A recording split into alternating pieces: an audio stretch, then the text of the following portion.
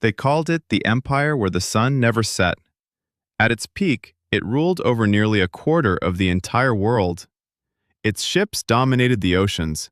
Its flag stood on lands thousands of miles apart. But behind the maps, behind the glory, there is another story. A story of famine, of exploitation, of millions of lives that were never counted. Because empires are not built on empty land. They are built on people. And this one may have cost more than most. It all began on a small island, a nation of sailors, merchants, and dreamers. They set out to explore, to trade, to conquer. The British Empire was born not from ideology, but from ambition, a hunger for power that knew no bounds.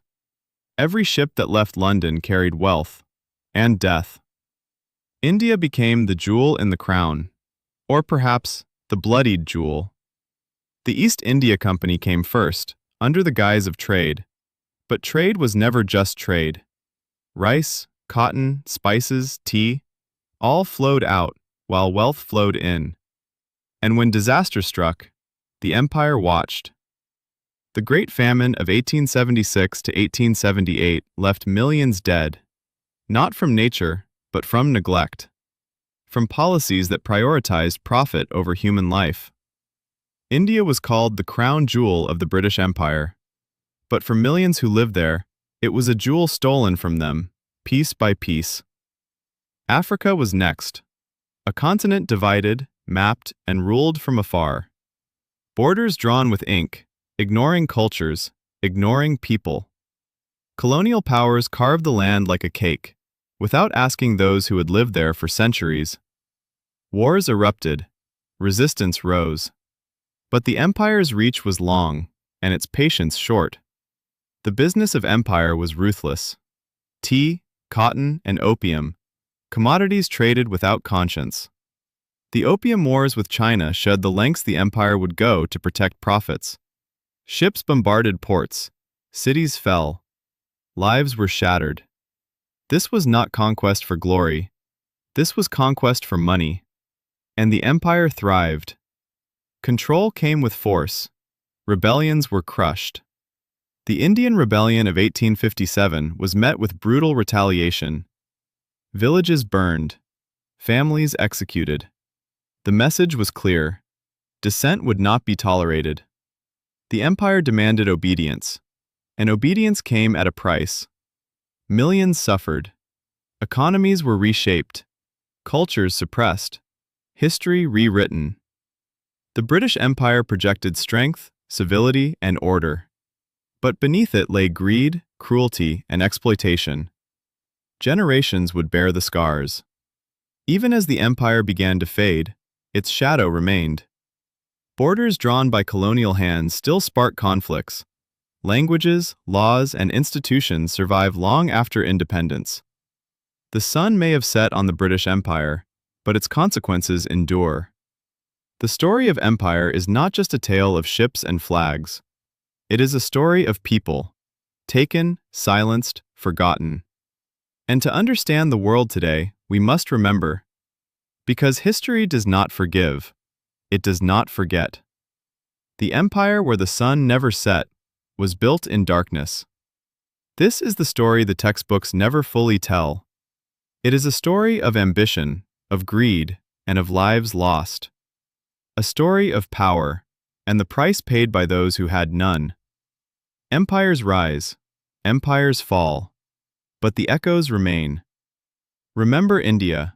Remember Africa. Remember the millions who were never counted. Because the sun may rise somewhere else, but the shadow of the empire lingers still. Power is seductive. Ambition is blinding. And history is often written by the victors. But the truth has a way of surfacing. The British Empire may have claimed glory, but the cost was human. And that cost is the story we must never forget. It is easy to admire maps, to admire flags. But remember, behind every line, behind every colony, there were lives. There were families. There were deaths. There was suffering. The sun may have set on the British Empire, but the story remains. And perhaps the greatest lesson of all is that power without conscience leaves scars that echo for centuries. The empire was more than land and ships. It was ideas, laws, religion, culture, and all of it was exported, whether people wanted it or not. Missionaries came with Bibles and schools. Soldiers came with guns and uniforms. Traders came with contracts and ledgers. Every corner of the empire felt it, from the deserts of Africa to the jungles of India to the cold islands of the Pacific. Take India again, for instance. The British introduced railways, telegraphs, and administration. On paper, progress. In reality, it served the empire, not the people. Railways moved troops faster than farmers could harvest. Telegraphs sent orders to exploit markets and crush dissent. And when rebellions flared, the response was swift, brutal, and often indiscriminate. In Africa, the story was even more ruthless. King Leopold's Congo may have been Belgian, but the British followed the same logic: profit first, humanity later. Rubber, ivory, and gold were extracted with no regard for human life. Villages were terrorized, families torn apart, and the world turned a blind eye, dazzled by the empire's civilizing mission. And then there were the wars, the endless wars. Opium in China, Afghanistan, Sudan, Boer wars in South Africa. Each conflict justified as bringing order, each victory recorded as glory, each casualty a statistic most would never hear about. The empire also thrived on fear and inequality. Races were categorized, classes were entrenched. The people at the top, mostly white and British, benefited. The people at the bottom bore the cost. Education for the elites, poverty for the masses. Health and sanitation where it served the empire, starvation where it did not.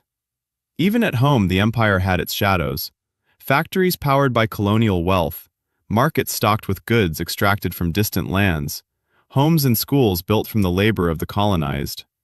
And yet, the stories of suffering rarely reached the streets of London. Instead, people celebrated victories, discoveries, and wealth. They celebrated an empire, built on the backs of millions who never benefited. One cannot ignore the human cost. Millions of Indians died during famines, millions of Africans suffered under forced labor, and countless others around the globe had their lives, cultures, and lands taken from them, all to maintain a system that placed power and profit above humanity. But the empire's story is not just about cruelty. It is also a story of resilience. People resisted. Rebellions erupted, not always successfully, but always remembered. Stories passed down through generations. Songs, oral histories, traditions, surviving the empire's shadow. And when the empire began to crumble, its people claimed back what was theirs. Yet, the scars remain. Today, the British Empire is often remembered for its influence and achievements. But the true story, the story of exploitation, suffering, and unchecked ambition, is harder to tell. Because history prefers heroes, because textbooks prefer neat narratives, but truth does not care for comfort. The empire where the sun never set cast shadows over the lives of millions, and those shadows linger long after the flags were lowered. Power is seductive, wealth is blinding, and empires can leave a mark that lasts centuries. So when we admire the maps, the flags, the monuments, remember the people who were never counted, the lands that were taken, the lives that were lost. And remember that history is never just black and white. It is full of shadows.